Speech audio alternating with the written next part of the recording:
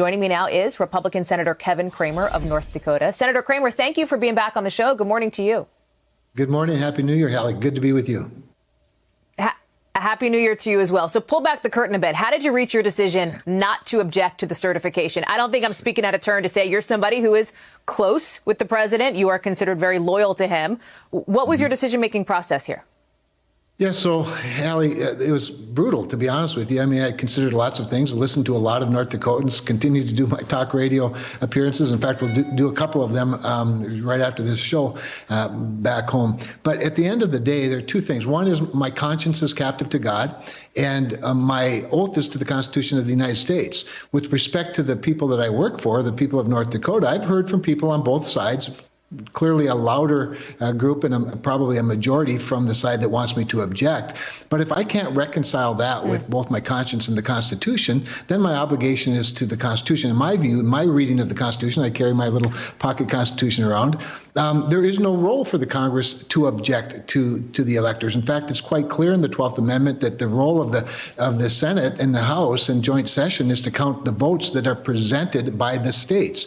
I've spent 8 years in Congress fighting principally for states' rights. So for me, while it wasn't an easy emotional decision, is intellectually a fairly easy decision for me. You said you heard and you spoke with constituents. You heard from them. What about hearing from President Trump, say, or anybody over at the White House? Did you hear from them trying to convince you to do the opposite and to object? Yeah, actually, Hallie, that's a great question, and I think people would be surprised to learn that I have not.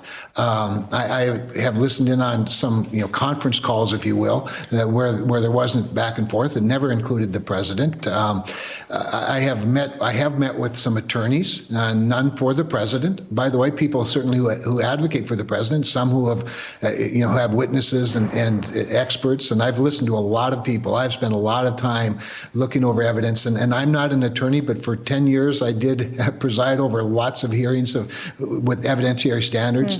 And so these things matter a great deal. I've put a lot of intellectual rigor and emotion into this decision. So it doesn't come easily, but I have to also say I'm quite comfortable with it. Real quick, before I ask you, you said you spoke with some attorneys. I'm curious, which attorneys of the president did you speak with? What was their argument? I assume they were trying to sort of lay out what their perspective was? Sure. I didn't talk to any of the president's official lawyers or from the campaign. I talked to other lawyers who are, support him or support his position to try and help me better understand the legal side of a lot of this. And I am very interested, Hallie, in seeing evidence, whether it's, for example, I'm frustrated by the fact that the Secretary of State of Georgia hasn't had a 100% hand-counted recount of Fulton County. I don't know why you wouldn't do that. I'm frustrated that the done three counts in that state, Senator. And but they count the same ballots in the same machines. And the thing about the voting is you vote on a piece of paper. I don't want to go down a rabbit hole here, Senator. I don't mean to interrupt you. I'm sorry. Sure. Okay. I want to kind of keep it focused to tomorrow, only because the ballots are there, the ballots exist. But I want to ask you about tomorrow here. I'm curious what the message from Senator McConnell has been to you.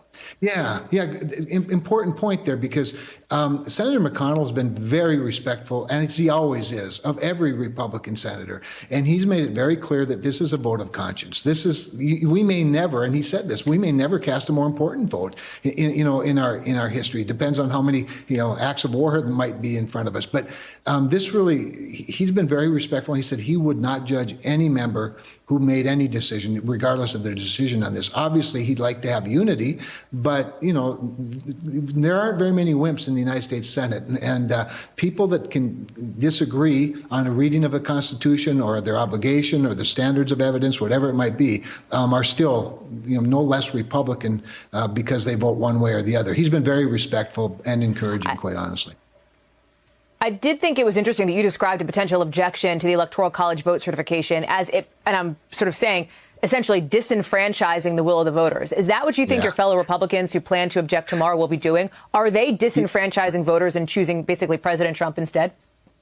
Yeah, it's a great point, because we don't have the option of choosing President Trump instead, because there's not another slate of electors. So the objection, and I don't want to speak for any of them, but I've listened to enough of them to know that they're trying to make a point as much as anything. I think they all know this isn't going to cause the election to flip. But I think they see this as their only form to wage. Well, that's interesting. They all know that this isn't going to flip it. So why are they doing this? Is this 2024?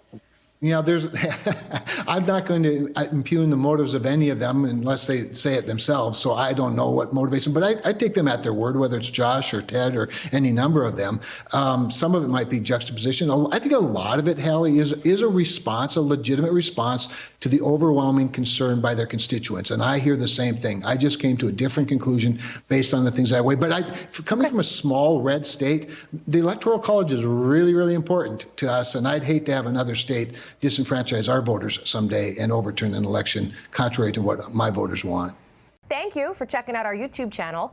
Why don't you subscribe? It's really easy. Just click on that button down there. And for more news from MSNBC, click on any of these videos here for the latest interviews and highlights. You can get more videos from MSNBC with our newsletters. Head over to msnbc.com/newsletters to sign up.